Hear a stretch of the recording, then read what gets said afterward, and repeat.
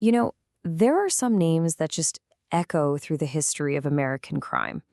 A story of Hollywood dreams, a truly gruesome discovery, and a mystery that honestly has haunted Los Angeles for well over 75 years. Today, we're opening up that case file on the Black Dahlia. So let's go back in time. Picture it. It's a cool winter morning in a quiet, still developing neighborhood of post-war LA.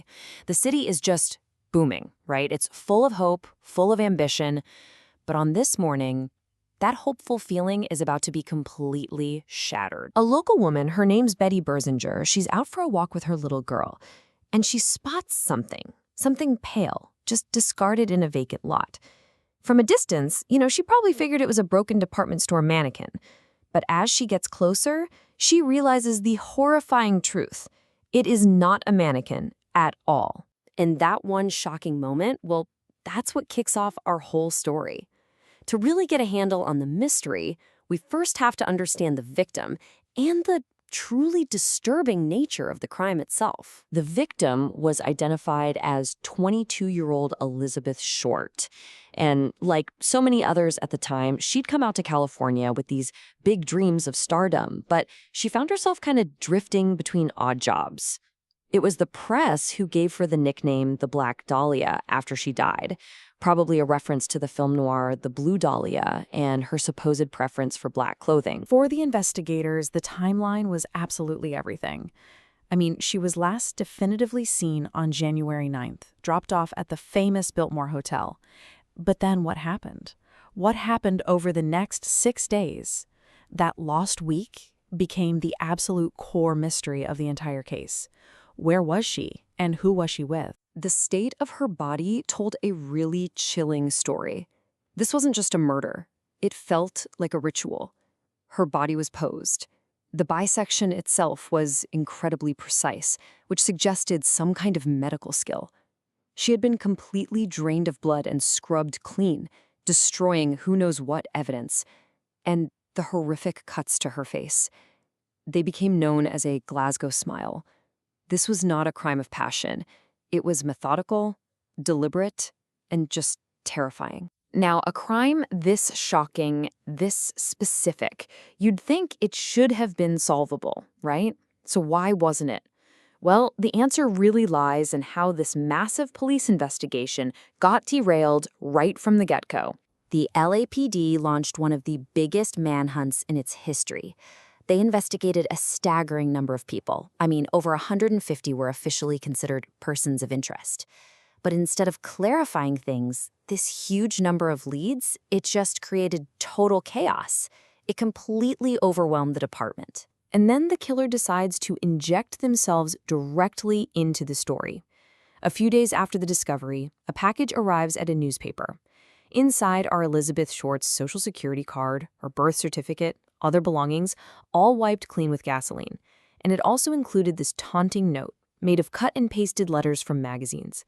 The killer wasn't just hiding. They were gloating. So, with all this attention, why did it go cold? It wasn't one single mistake. It was more like a perfect storm of failures. For starters, the crime scene was immediately contaminated by press and just curious onlookers.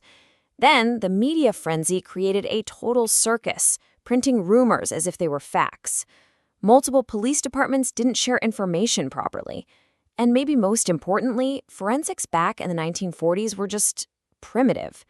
We're talking no DNA, unreliable polygraphs, just old-fashioned detective work buried under an avalanche of bad leads. So this lack of a clear answer, it created a vacuum.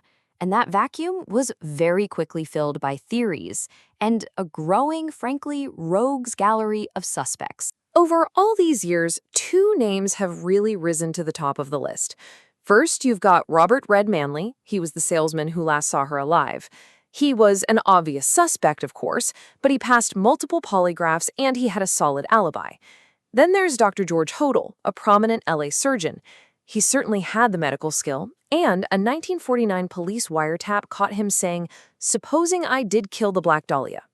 His own son, who was a former LAPD detective, built this huge case against him. But the evidence, you have to admit, it remains circumstantial. And it didn't just stop with those two. The theories, they spiral out into the stuff of LA folklore. I mean, powerful figures, mobsters like Bugsy Siegel, even celebrities like Orson Welles have been linked to the case, though with basically no real evidence. The whole thing became a magnet for attention seekers. You had dozens of people falsely confessing over the years, which just made the investigation even more of a mess. So, the killer was never caught. But the story didn't fade away. In fact, you could argue its legacy is more powerful than ever, which really raises the question, why? Why does this particular unsolved crime continue to haunt us so much? Well, for one, the Black Dahlia case had immediate, real-world consequences. It directly led California to create the nation's very first sex offender registry. And, culturally, it became the quintessential LA noir story, a symbol of the dark side of Hollywood ambition. It inspired James Ellroy's incredible novel, a major film, and, as you know, countless modern documentaries and podcasts. And believe it or not, the search for answers is still active today. Steve Hodel continues to push for DNA tests on old evidence from his father's home. Just this year, the Skeptical Inquirer published a brand new analysis pointing back towards Robert Manley. And online, you've got digital sleuths calling for advanced genetic genealogy. Yep, the same technique that caught the Golden State Killer. But despite all this, after all these decades, the official status of the case file at the LAPD, it remains unchanged. It is a cold case, but, and this is key, it has never been closed. It remains open, just waiting for a breakthrough that might never come. And so that leaves us with the ultimate question, doesn't it? In an age of what feels like forensic miracles, could science finally solve a 77-year-old murder? Or has the passage of time and all those mistakes in the initial investigation just ensure that the Black Dahlia's killer will forever remain Los Angeles' most haunting and most enduring riddle?